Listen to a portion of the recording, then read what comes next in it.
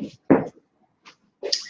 afternoon, Jim Holway here, Corporation Commission candidate. So we're continuing our day-long series of live internet chats, town hall chats, and hopefully some of you are able to catch one we just had. We had a noon chat with Terry Goddard, talked about dark money, and this one was an open session, so I'll talk about some of the questions that have been coming in from you from multiple sources, coming into us through the chats, through Facebook, through Twitters, and a few phone calls.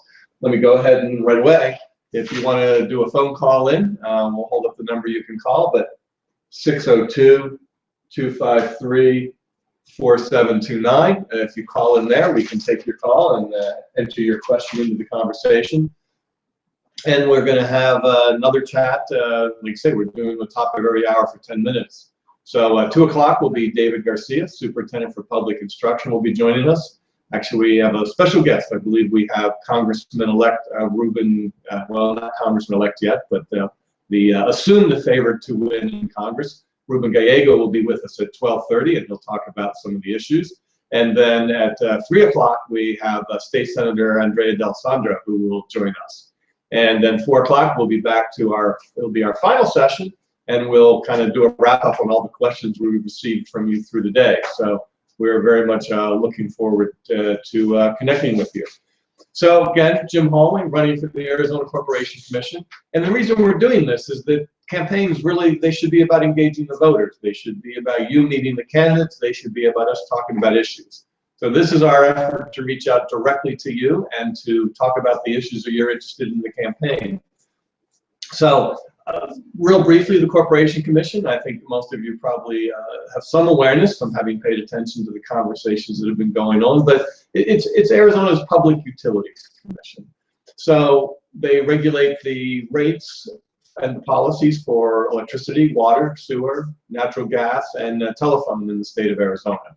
And clearly they can have a very profound impact on your pocketbook by the actions that they take. In addition to regulating utilities, the Commission also oversees railroad and pipeline safety, the financial securities industry, and if you have a corporation, this is where you go to register it.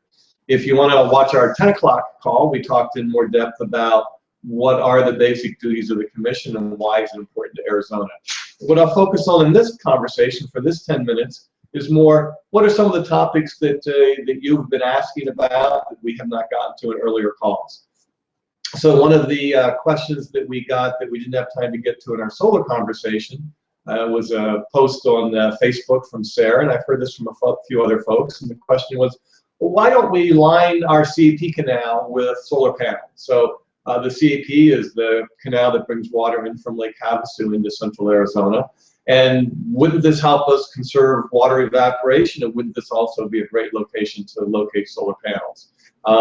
It's an issue I've heard about a bit because I also serve on the Central Arizona Project Board with the support of many from you in Maricopa County. I was elected 4 years ago, and this is a volunteer, nonpartisan position, but it's the entity that one of the 15 members that sets the policy and the procedures for the CP board. So this issue has come up a number of times. At the moment, we receive we'll say the vast majority of our power for pumping the CP canal comes from the Navajo Generating Station, the coal plant outside Page. The Navajo Generating Station was actually built as part of the CEP project. And within the CEP board, we have begun to look at what options do we have beyond Navajo Generating Station? What options do we have to look for other sources of power? And so this question comes up about solar lining the canals. And I have a few thoughts. Certainly I believe it's an issue worth looking at. Any way we can integrate more solar and renewable energy would be a good thing. But by and large, I suspect that we would find if we're going to invest in solar, that we're better off building a sort of square or rectangular type shape collection of cells located near a pumping plant where we have transmission capacity. The downside of lining the canal is this would be a strip of panels that would be 300 miles long and say, 50 yards wide. Really, I think, likely not the most efficient way to do it. Second, evaporation is driven as much by heat as it is by direct sunlight. So unless you were going to create a watertight seal over the canal, you are still going to, which would be difficult to impossible to do. You're still going to get some degree of evaporation. So I'd say this is an issue we should look at, but I think those are some of the considerations where we might find other alternatives to be better. So another question we had come in, it came in during my conversation with Terry Goddard, where we focused on dark money, so I thought I would delay it to later. So there were two different questions that came in and asked about coal power in Arizona. So coal is the primary source of our electricity in Arizona. We receive 35, 36% of our power from coal. We receive about 30% from nuclear, from the Palo Verde generating station, largest nuclear plant in the country. And we receive about 25% from natural gas, 5% hydropower, 2% solar, and less than 0.5% wind power. Solar is rapidly growing, but still very small. Natural gas is growing because it is, at the moment, one of the cheapest ways to build a power plant and produce power. And coal has been declining. The coal has been declining because of economic reasons, but largely driven by environmental regulations. And that's one of the big questions Arizona faces. My view is that we should be rapidly pursuing solar and other renewable resources. There's an enormous opportunity here. But at the same time, we are going to continue to rely on our traditional sources of power like coal. I support us continuing the coal economy and the communities that are dependent on it. Communities like Joseph City, like the Navajo Nation, that have much of their employment from coal. What I also think we need to be doing is we need to be looking at, are there in fact ways that we can produce coal where we can sequester the carbon out? At the moment, there's some experiments. No one has found an economically affordable way to do this, but that's the role of basic research. If we can find this, then I believe coal continues to have a future. If we cannot find ways to do this, I do believe we do need to deal with climate issues, and we're going to have to continue to transition to other supplies, but over a very extended period of time. It's going to take quite a bit of time. So hopefully that helps address a couple of questions that have come up on coal. There are two particular regulations that have been controversial recently.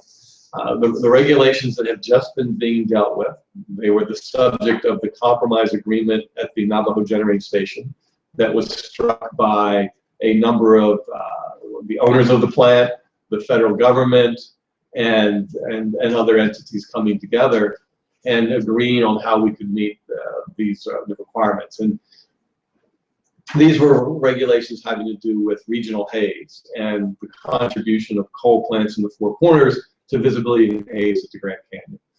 But now we're looking at another proposed EPA regulation that's been asked about in some of the questions, and this is the EPA regulations on greenhouse gases that are intended to deal with global warming concerns.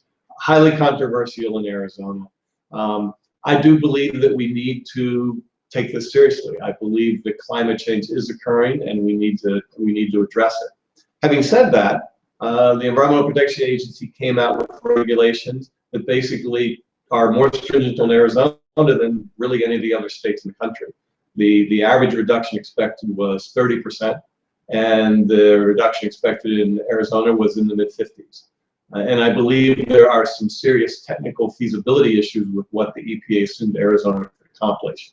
And so those conversations are ongoing. I believe that we will find a better compromise. We will find a solution that recognizes the abilities and Arizona to transition as well as its constraints.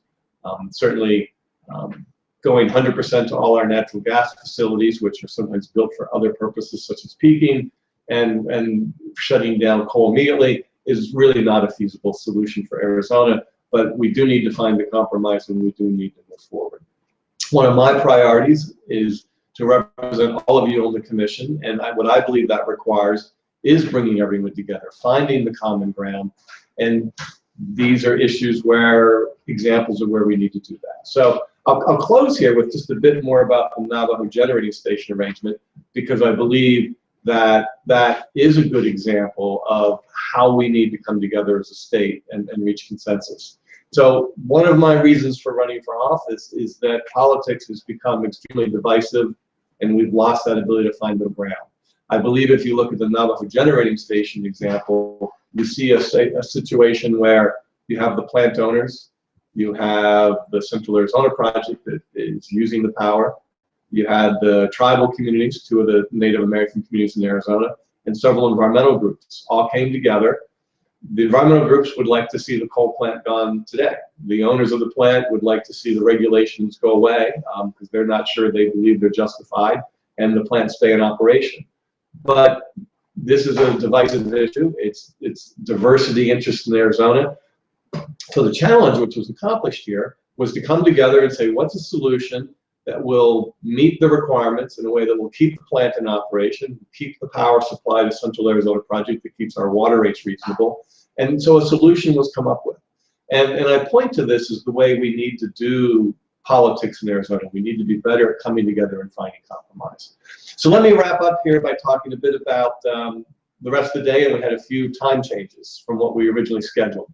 So our next session will be at 2 o'clock, and David Garcia, Superintendent of Public Instruction, will be joining us at 2. Our conversation there will be talking about what can we do to educate our youth to help our democracy function better, to help ensure that our citizens are engaging in and demanding of elected officials what they need to. So we'll have that conversation at 2. At 2:30, we'll be meeting with Ruben Gallego, who will likely be our next new congressman from Congressional District 7 in Arizona.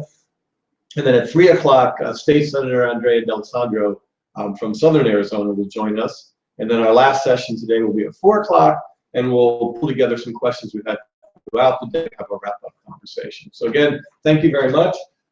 You can join the chat and send questions in for that. And again, here's the phone number that you can also call in and reach us directly to put your questions into the conversation. So thank you very much, and I look forward to continuing to touch base with you.